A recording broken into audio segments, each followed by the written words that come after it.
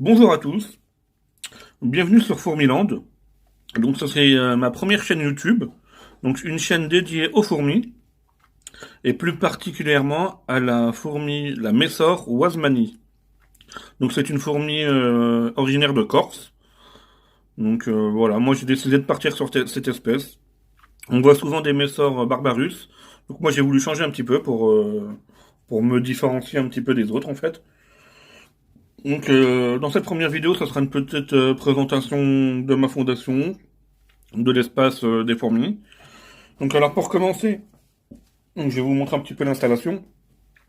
Donc elles sont logées dans un terrarium. Vous voyez. Donc ça c'est un ancien terrarium où j'avais, bon c'est un peu le bazar, hein, c'est un peu en vrac. C'est un terrarium que j'avais entièrement fabriqué. À l'époque j'avais à l'intérieur deux pogonas.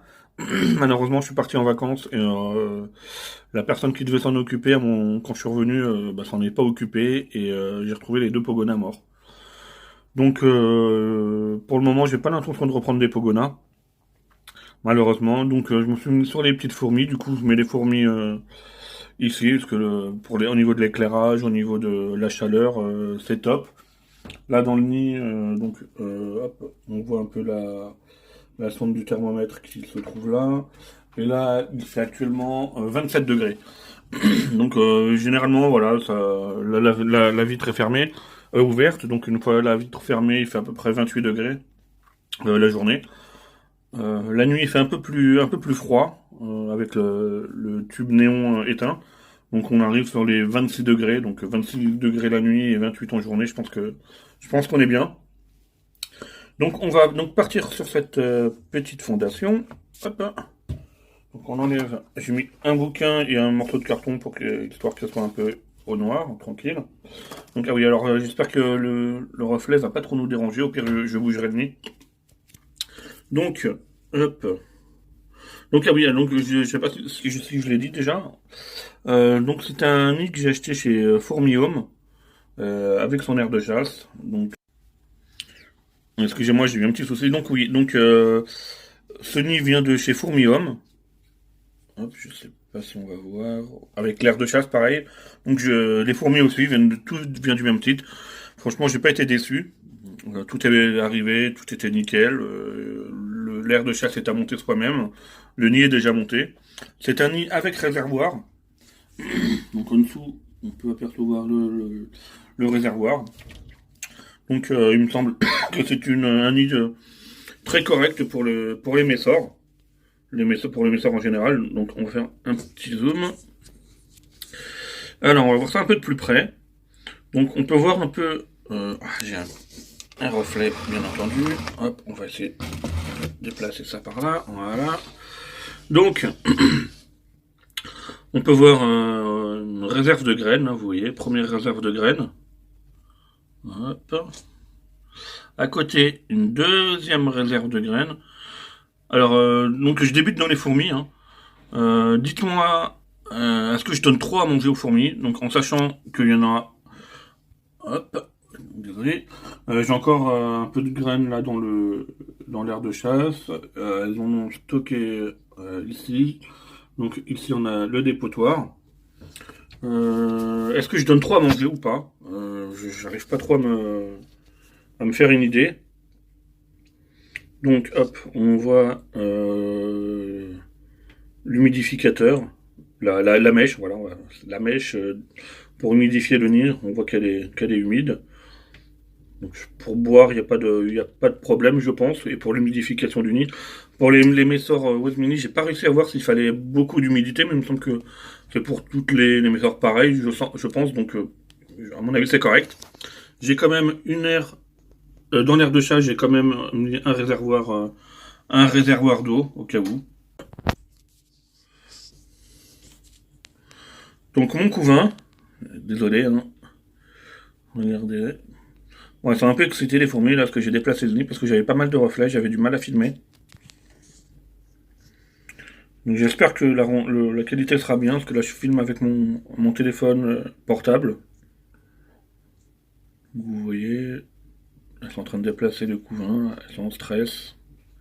Bon, ça va pas durer bien longtemps. Là, on peut voir, regarder. Hop. Ah non, je pensais que c'était une grappe de... Mais non, je sais qu'il... Ah voilà, la gine qui est là. Oh là, c'est très... Le contraste est pas terrible, hein, je suis désolé. L'éclairage est vraiment pas top. J'essaierai d'arranger les choses à l'avenir. Mais bon, pour la première, on va dire que ça peut le faire. Donc en principe, j'ai des grappes 2. Comme par hasard, j'arrive pas à les trouver. Donc voilà, c'était une petite présentation de mon élevage, enfin de ma fondation. Non, j'arrive pas à remettre la main sur ces œufs. Donc je sais pas trop combien j'ai de fourmis, une cinquantaine, facile je dirais. On va essayer de refaire un petit zoom comme ça. Elles sont en panique. Il semble que là il y a une grappe d'œufs. Non. Hop, donc on va partir un peu sur l'aire de chasse et je vais vous montrer ça. Donc à la base ce nid, il y a une aire de chasse intégrée, mais je m'en sers pas en fait. Pour le nettoyage, même si le couvercle ici s'en va, je trouve ça plus sympa, une petite aire de chasse à côté. Ça leur permet de se balader un petit peu, on va dire. Donc pour le moment j'ai laissé l'aire de chasse ouverte, vous voyez. J'ai mis de l'anti-évasion tout autour. Pareil pour cette aire de chasse, elle est ouverte, alors je sais pas si je peux la fermer. J'ai peur qu'il fasse trop chaud à l'intérieur du nid si je le ferme. Donc pour le moment j'ai laissé le nid ouvert, dites-moi ce que vous en pensez. Donc voilà, la petite aire de chasse. Hop. Donc comme on a pu le voir tout à l'heure, le petit abreuvoir. Alors ça ici là, c'est un miela que j'ai acheté sur un site internet avec des graines très variées. Donc l'avantage de ce miel-là, c'est qu'il se conserve vraiment très très bien. On peut le laisser plusieurs jours comme ça dans l'air de chasse sans qu'il pourrisse, sans qu'il durcisse. C'est vraiment top, il se conserve au frigo. Moi personnellement, j'en ai acheté trois flacons. Ouais, c'est dans des espèces de petits bocaux en plastique. Donc avec plusieurs parfums. Il y a 3 parfums différents. Là, pour la première fois, je leur ai mis du poire, il me semble, poire miel. Donc, le reste est au congélateur. Ça se conserve vraiment très bien. Donc, vous voyez donc, elles ont fait un stock de graines ici. Elles ont mis leur dépotoir ici. Et là, c'est encore, c'est là où j'entrepose les graines. Donc, ouais, je sais pas si je mets trop de graines ou pas, parce que elles en ont là, elles en ont là, elles en ont là, vous voyez, dans leur réserve. Dites-moi ce que vous en pensez. Est-ce que je donne trop à manger? Est-ce que je peux m'abstenir de leur donner à manger pendant 1 ou 2 semaines? Voilà.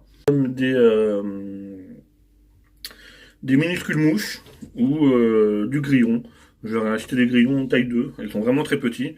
Donc, qui sont congelés, bien sûr. Je les sors à la demande. Je vais dans le congèle, hop, j'ouvre ma petite boîte. Et je leur mets 3 grillons. Elles s'éclatent avec. Une fois posées, hop, elles vont directement les chercher. Bon, on verra ça un jour dans une autre vidéo. Hop, donc voilà. Donc hop, là, on voit bien le couvain. Regardez. Franchement, il y a un beau couvain.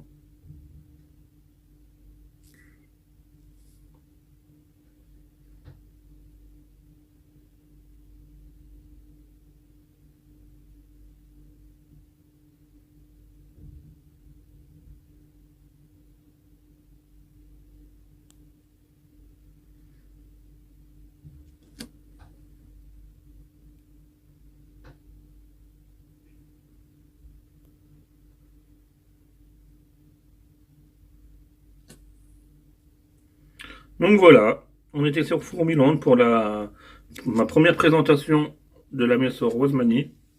On se retrouve très prochainement pour une prochaine vidéo. Ce sera de meilleure qualité, je l'espère. Mais n'hésitez pas à me commenter ça, des petits mots, des petits conseils pour mes débuts dans la mycologie. Voilà, ben, je vous remercie d'avoir suivi cette vidéo et je vous dis à très vite sur Fourmiland. Ciao!